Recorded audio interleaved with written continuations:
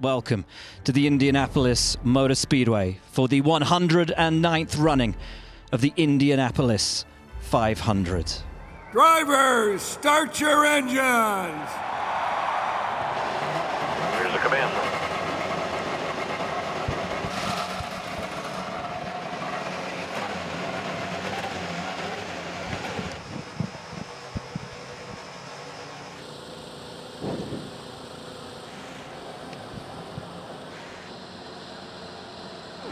Tom, you just went blasting past the snake pit. I don't know if you can hear us. You won 7 Super Bowls with the best view in the house, but what are you seeing and feeling right now? It's incredible. Jimmy driving, all the fans here. I can't believe this is the first time I've ever been here. Guys, this is the pace lap for America to honor Memorial Day and the U.S. Army's 250th birthday.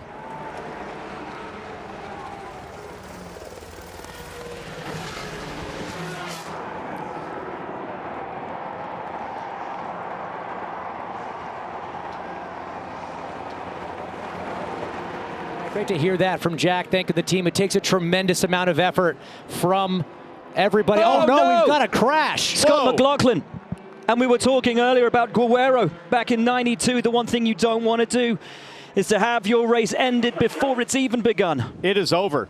Sorry, bud. It's okay. Don't stress about it. That's all right. We're okay. 1992 was cold like this as Scott Dixon, the number 9 PNC car, smoking, and you have to wonder, was there contact or is that moisture on the track? And maybe there was still some moisture from McLaughlin in his spin, but his left front suspension is destroyed. His day is over. Scott Dixon is on fire on the left rear. What has happened? The devastation on Scott McLaughlin's face and his body language. And that is what it means. That is what it means to have your dreams wrenched away from you before you've even had an opportunity to make them real. Galling, utterly galling for Scott McLaughlin. And I wonder, guys, Scott Dixon on row 2, McLaughlin on row 4, how could they have come together? They're 2 rows apart. Well, Jim Meyer, here's what happened with Scotty Mack. We ride on board with McLaughlin warming his tires. Oh no. Oh no. Warming his tires, swerving just to put some temperature into the rubber and just loses it. The track is cold. The tires are cold. These cars are set up to turn left. They don't do straight very well, Townsend. And when you light up the rear tires to try to get a bit of heat into them, it is so easy to have that happen. Jamie, the 3 out. Yes, I just talked to his strategist, Ben Bretzman, and he said exactly what you guys just saw. It's a cold track. He was trying to warm up his tires, swerved too much to the left, hit the inside wall, and I just asked him, is there any chance that can be repaired? He said, no, we are done. We prepare for the 109th running of the Indianapolis 500. Can't think of more difficult circumstances for the rookie Robert Schwartzman, but he gets after it in anger. Sensational start for the rookie Robert Schwartzman. Pato O'Ward tucked up underneath him already, and O'Ward has a look to the outside into turn 1, but Schwartzman will lead the field from the pole. Side by side back there, Alex Palou going around Rosenquist. Puff of smoke still out of the back of Scott Dixon as side by side they are a crash in one. Marco Andretti got together with Marcus Armstrong. There's Andretti in the 98 car. Steering wheel off means Marco's all right, but obviously intense damage to the left rear, to the right rear, and the curse continues at Indianapolis. His 20th start, and absolute devastation for Andretti, for Mario, for Michael, most importantly, for Marco. Let's see what happened to Marco all the way in the back. 5 wide there. Yeah, he gets hit by Jack Harvey. And then Armstrong, just an innocent bystander. Marco tried to hang on to it. It's so tough. Marcus did well to keep out of that. When does he pull the pin? It's now that he floors it. Schwartzman through turn 4, and we're racing once again at the Indianapolis 500. O'Ward tucked up in the toe, wants to have a look around the outside of Schwartzman into turn 1, and O'Ward will lead behind Sato. Got a bit of a slow start. It gave Dixon a chance. He got blocked by Rosenqvist, who gets around. And now on the outside, it looks like, is that Ericsson trying to make a move? I see Alex Palou now rounding turn 2 in that yellow and red DHL car with a good run on his teammate Scott Dixon. And now Takuma Sato looks to make the move on Schwartzman. Sato goes to the high side. Sato to second, Schwartzman down to third, Rosenqvist next. Then it is Marcus Ericsson. Alex Palou has made his way past Scott Dixon. Then it's Malukas, Alexander Rossi, Connor Daly, Santino Ferrucci. Single file right now, but all still very close. Defensive move from Malukas as Rossi tries to make a move. Schwartzman under threat now from Rosenqvist into one. Rosie gets ahead. And this was always the worry. Schwartzman and Prema had not shown great pace during practice. Our question mark was how long could Schwartzman stay at the front of the field? How quickly would he drop back through the field? As now Ericsson has a look, and at the front it's Sato putting the moves on Pato. Takuma Sato takes the lead. As problems for Larson as well in the 17, and McLaren trying to get that car restarted. They have the hybrid on board, which you can utilize to restart the car as well, which he does. Look at the chaos getting out. O'Ward in front. O'Ward almost lost it, almost spun around as Alex Palou looked to be opportunistic to the short side, but listen for O'Ward as he lights up the rear. Yikes on this first stop here for a lot of them, as we see now. Air jack issue. Air jack failure, or it came out. Or it never was secure as Dixon went up kind of cattywampus there as we take a look at Robert Schwartzman's stop. As you said at the top of the show, new team, first Indy 500. Their 6th IndyCar race total. Rear right. And that outside rear, you're having to focus on that job. Well, you've got IndyCars going 60. Scott Dixon comes down pit lane.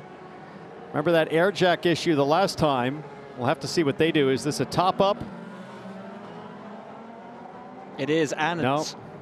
Something, maybe that brake. Remember at the start of the race, he caught fire back here. They take the brake cover off, and maybe they're going to start ducting this a little bit more. Oh, there's actually some debris. Kevin, what do you see?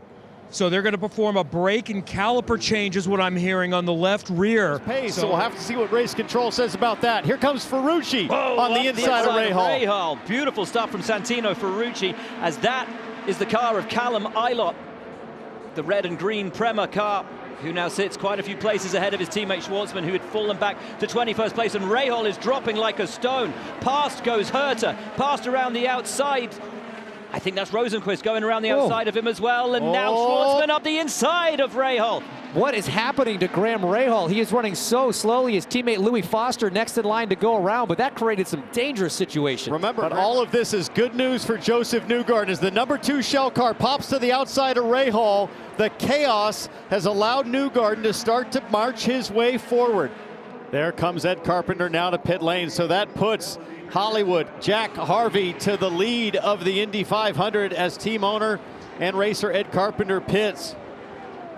The draft of that group that's off strategy. Talk about a draft. Here comes Daly up the inside of VK. Wonderful move for the boy from Noblesville, Indiana. The home hero and local favorite. The crowd will love that kind of a move from Daly. Not driving like we're in the first quarter of this race, guys. Neither one of those guys.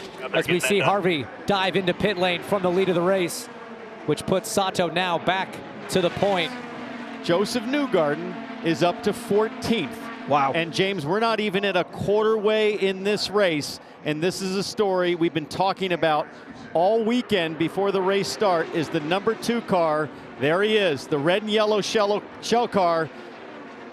He's about, not even a half a lap back, but in the draft and right where he wants to be. Now everyone comes into pit. Yeah, David Malukas we saw there. Connor Daly was the first one to pull the trigger. Now seemingly the whole field on strategy A comes in. Herter. And these cold temperatures causing problems. Kevin.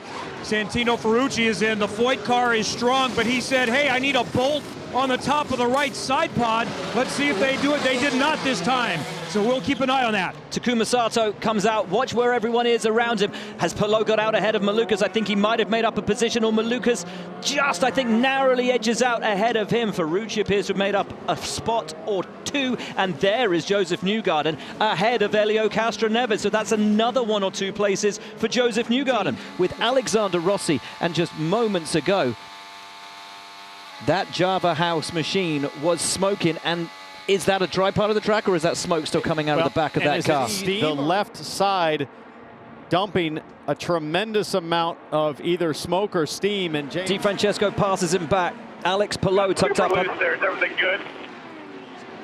Pit is fine. Pit. Oh, he's getting loose. No. He's getting really loose there in 2, and Alex Palou is right behind, and look at what Palou is seeing. Fluid all over the visor. They need to tell him it's a problem, not just to pit, because he could have an issue here in turn 3. Rossi comes to pit lane. Terrible luck for Rossi, who was having a great day. We're going to have to diagnose this. This is going to be a minute here, so we'll do a stop here, and we're going to have to take a look at it. Kevin. That's Tim Broyles talking to Alexander Rossi right before you guys noticed things. He said it's getting really loose. We're wondering, is this a gearbox issue? Remember, they lost some water during the final practice, and they've now just told him to shut it off and get a fire extinguisher out. Yeah, they lost the water pump on carb day as there's Oh, tons of fire! fluid. There's fire all over the car. Fuel had gone out. And fire down on pit lane. It's something you never want to see. Rossi out of the car as flames engulf the number 20 ECR. And that is Rossi's day over, and he is furious. So this is after the fuel leak. You see Mike now on fire himself. He's trying to put out the car. His hands have caught fire. And the fuel probe was on the other side of the pit wall, James. It was still burning from the residual fuel. As Rossi, understandably disgusted. Joseph Newgarden, where is he? 10th. Ahead of schedule. He was supposed to be 10th by half distance. A spin in pit lane. Oh, we got a spin in pit lane. There's a crash. That's into VK. the wall. That's VK. VK was coming into the pits. We talked about the alternate strategy. He was on a slightly different one, and game over. Race-ending damage. I had no brakes at all. Oh. No brakes. Destroyed as we take a look at Venus VK. No. Just loses the back of the race car violently. Welcome back to Fox Sports coverage of the Indianapolis 500 presented by Gamebridge. You see from your screen Alex Palou in the lead of this race from David Malukas. Big changes have happened on pit lane as it opened under caution. Here's a look at what happened to the race leader, Takuma Sato, who came in hot in the lead of this race, hasn't really put a foot wrong all day. Locks up, you see the fronts there, skids long in his box. Yeah, 6 feet long, just absolute disaster. And then, once the fronts are changed, watch the rear left, starts to spin it. How about Robert Schwartzman? Watch the 83, goes in hard. Oh no! Like a bowling ball, takes out 4 crew members and the fueler. We will hope that everybody's okay. Oh, that's horrible. But we talk about a rookie at Indy, and James, there's no way to practice for what Robert Schwartzman just had to deal with. Pity. The Polesitter is well back at a minimum. I mean, you talk about the problems for a rookie. Takuma Sato has been doing this for decades and also locked up as well. Such cool temperatures here. And of course, brakes that haven't really been used in anger. Oh, we just got the call. It's done. They're done. The number 2 shell car. Now, he's all the way at the back of the line here, but let's just listen. Enters in 9th. Perfectly on his marks. Team goes to work. They won the pit stop competition on Friday. Caitlin Brown crushing it on the left front as always, and watch as you pivot around. He's got this long drive. Now, if you're Newgarden, you're thinking, okay, who's going to pop out? Who's going to try to cut me off? He just had a lightning fast Penske pit stop, and he gets all the way down to the lead group. Okay, there's 1 in front of me, 2 in front of me, 3, 4. That puts Newgarden P5 on this strategy. Are you kidding me? Now we go green. Jack Harvey pops out to have a little look at the champion. Alex Palou running 4 wide down the front stretch.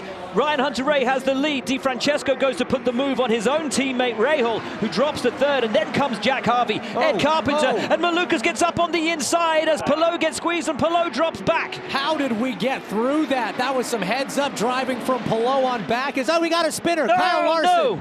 Larson hits Simpson. I think Stingray Robb may have been caught up in that as well.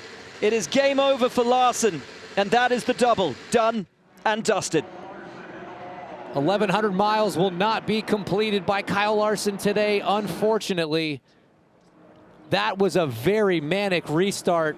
AMR safety team on the scene. You see a thumbs up coming out of the cockpit. And that's good to see. I thought we had for Joseph. Oh, there's someone else. I think that's down there. Stingray Rob. That is Stingray. You're right. Ooh. That is Stingray Rob, who has gone into the tire barrier.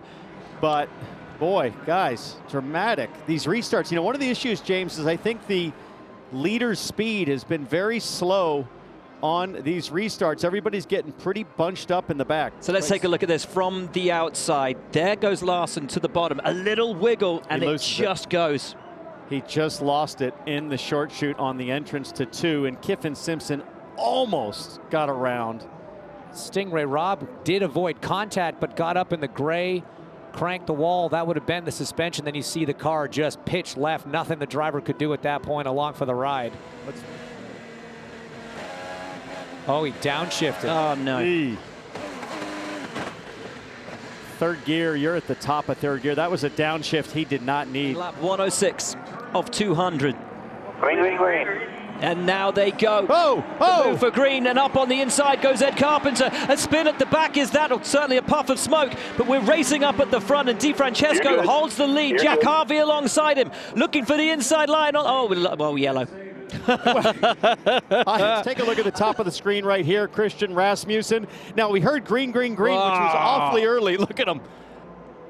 Wow. Oh, man. I mean, he had pulled out and passed 3 cars before anyone else had moved, and then got loose. I bet we know who's on that helicopter. I believe it's Kyle Larson on his way to Charlotte. But Maluka's on the back of Jack Harvey. He will have the inside line, and keep your eye on Alex Palou, who's got Santino Ferrucci with him as well. It's 4 wide once again. Maluka's on the inside. Harvey, Daly, who has the bravery? It is Daly. Oh, my word. A wonderful restart for Connor Daly. And that will be the lead when DeFrancesco has to pit. Alex Palou not thinking championship today, Townsend. He held it 4th wide on a 4 wide into 1, came out 2nd in the order, and he is right on the gearbox of Malukas. And here comes Callum Ilott in the Prema. An incredible run from the sister car of the Polesitter to be up there and in the mix. And here comes Joseph Newgarden around the outside of Felix Rosenqvist. Now having a look at the back of Jack Harvey. Newgarden got sideways there a little bit on the entry to turn 4, but he hangs on. Newgarden has been very patient,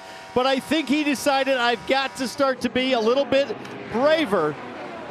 Pato O'Ward on Rosenqvist. Has a look up the inside, doesn't have the pace at the moment to make that move stick. O'Ward is up to 11th place. He needs something magic in this second half of the Indy 500s. And how can I improve myself? What can I do to be the best I can possibly be? He has led the Indianapolis 500, but Connor Daly across the bricks. But this guy right here, up 25 positions.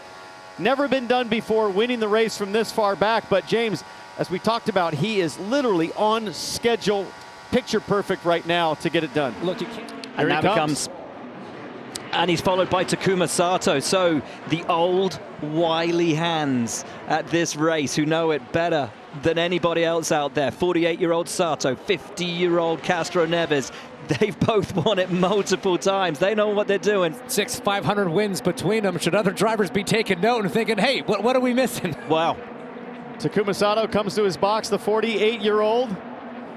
A lot better than the start of the race. Perfectly hits his marks. The Rahal Letterman Lanigan team gets it done. Waiting on the fueler, he pulls Sato down and away. And let's not forget how much of this race Takuma Sato led, and led with ease, as now Daly comes in, as does Palou, as critically does Joseph Newgarden and Pato O'Ward, Georgia.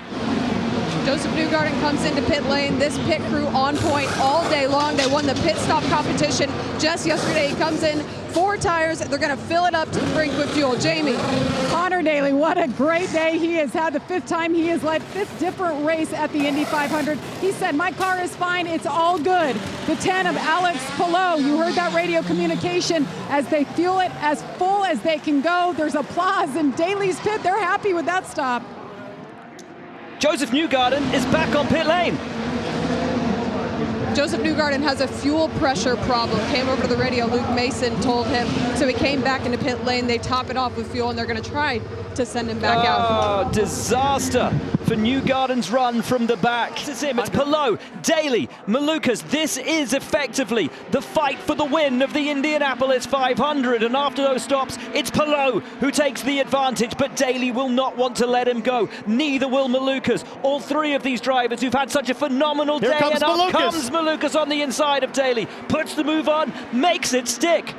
Now, these guys are racing hard, but they're going to have to be mindful of their fuel mileage because, as Kevin talked about, they're right on the far end of the bubble to be able to make it. I think they might need some caution or maybe a splash and go at the finish. These strategies begin to converge, and now Daly up on the inside of Malukas and has a look at Palou and gets them both in one move.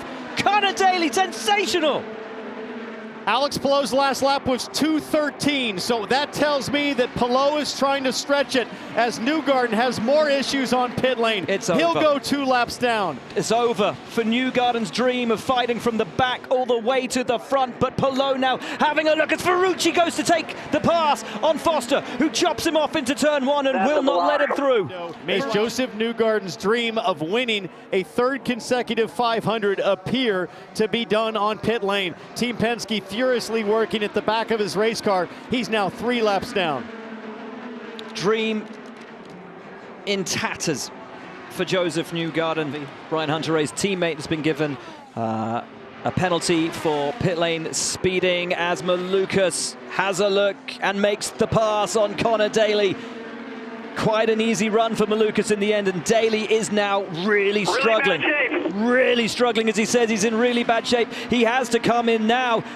He stays out, and he is absolutely hemorrhaging speed. He has to. If he pits now, he'll never make it on fuel, despite what he's dealing with on his right rear tire. Palou, realizing this, says, I got to get up to the draft from David Malukas. It's so tough from inside the cockpit, guys. When you start dealing with a vibration, when you start dealing with a big imbalance, you're running out of tools inside the race car. We're going to lose too much time. Connor, that's not how it works, bud. You got to trust your pit crew. And Ferrucci now past Daly, and look at him squirming around out there on track. Daly knowing that he doesn't have the grip and he cannot possibly have the pace. The team knowing that if they pull him in now, there is no way he will make the checkered flag on fuel. It's an impossible situation for both the team and the driver. So tough. Box this lap. Lap 2 in box. 60 looking inside. And even pitting now, it's going to be a stretch for Connor to make it to pit lane. Oh, and someone's up on the inside of him as he tries to come down into pit lane. That was incredibly close as Christian Rasmussen was trying to make a move. Connor Daly finally comes in, but with 34 laps to go, like I said, that is a long way to go on a tank of fuel. You can do it, but you will not be fast. The advantage as Palou now comes into the pits, and so too does Santino Ferrucci, reacting to the championship leader who comes in, and this is the earliest they could possibly stop. 32 laps to go. Good job from David Malukas to get the mileage. That is a huge additional lap. Kevin. So we'll see Santino Ferrucci first, and he got enough on that last stint. I think he can make it home with some fuel save. To Jamie. Alex Palou in the 10, he's done everything in his career but win at Indianapolis or win on any oval. A 4-tire stop there, no changes. Clean stop from Palou and the CGR crew. And now a lot of pressure on Ryan Hunter-Reay as Malukas blends. Oh no! He's stolen in pit lane. Hybrid. Georgia. Hybrid. Start it, Ryan. Rock him. Get him. Oh, that is devastating. Stay focused here. It's not over. Hang in here. Don't lose a lap. David Malukas in the 4. They have been on fire today. A great day for this team. AJ Foyt Racing as he gets the countdown into his box. Foyt, the 4 car is down and will now blend on the back straightaway with Alex Palou. Could that be the stop that puts Malukas in contention for the Indianapolis 500 with Hunter-Reay out of it? Possibly. There is Palou. There is Malukas. Watch for the blend, and Malukas will have the advantage, but will be on cold tires. And here comes your championship leader, Alex Palou, herring down after him on the backstretch. Momentum on Palou's side, desperate to get up to speed is Malukas. Both drivers will be flat through 3, flat through 4. But Malukas in such a good situation on fuel. With his mirrors absolutely full of Palou, and you're absolutely right, as now O'Ward has a look up the inside of Di Francesco and makes the move stick. Di Francesco still has to make his final pit stop as Pato O'Ward now pushes forward with aggression. Clean air to maybe be able to stay in the lead. About 35 seconds is the time lost on pit lane. His whole family is here. The last time they were here, he won the Indy 522. Where will Ericsson come out? Palou is rounding turn 4. Ericsson is making his way towards pit exit. Palou will have the pace. All right, hustle hard, hustle hard. Here comes the leader. Go hard, all the way, go hard. He's going to try to get the draft off Louis Foster in front. That's going to help him get up to speed. He's got a little bit of breathing room, but Palou's got the momentum. Is it going to be enough on the front straight? But remember, Palou has to make a decision. This is for the race about fuel.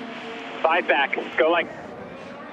Fight back, go like hell. What they're doing is making Alex save enough fuel that he can, with 5 to go, turn it up and not have to hold it back. Oh, and he makes the move. Palou on the inside of right. Marcus Ericsson. He chooses now with 14 to go. I think Alex Palou realized I could save gas behind Ericsson, or I can just go pick off of Foster and Di Francesco.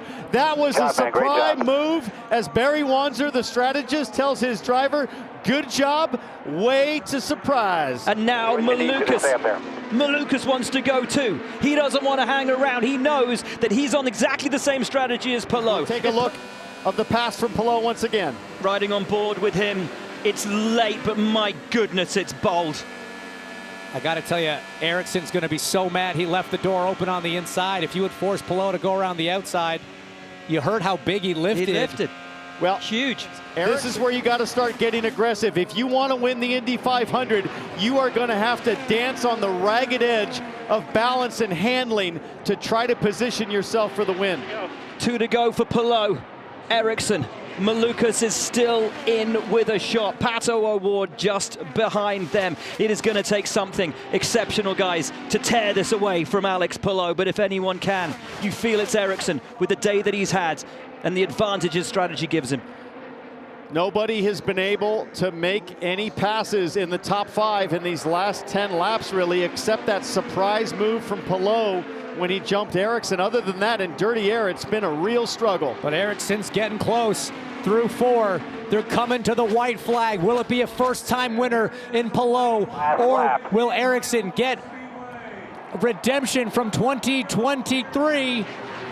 White flag is out for the driver from Barcelona, Spain. Alex Palou could be on for his first oval and his first Indy 500 as he comes off turn 2. Little slide out of 2. He moves to break the toe from Marcus Ericsson. Ericsson has it all now in his hands. It is now or never for Marcus Ericsson.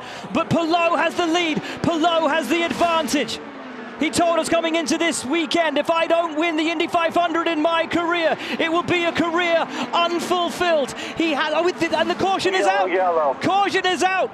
Palou will win for validation, vindication for Alex Palou. He has won the Indianapolis 500. Oh, yes! Yes! Thank you, guys. You guys are amazing. Oh my God, thank you, guys. There can be no question mark now. Already seen as one of the greatest of his generation. The only question that existed was, could he win on an oval? Could he win on the biggest stage of all? He could, he can, he has, he is now, and must be considered in the pantheon of the all-time greats of this sport. And you could see the emotion in his eyes. You could hear it in his voice.